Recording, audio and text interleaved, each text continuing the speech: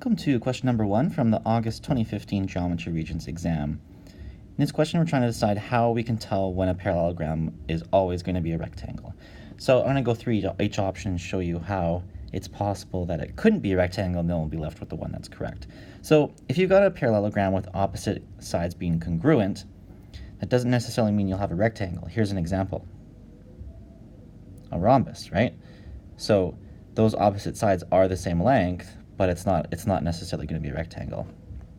Option number 3 says the opposite sides are parallel. Well, we've got the exact same situation. Just because the opposite sides are parallel doesn't necessarily mean you've got a rectangle, so that doesn't work either. Option number 1 says that diagonals are perpendicular. Well, a rhombus, as you should know, has diagonals that form 90-degree angles, so that won't necessarily be a rectangle either.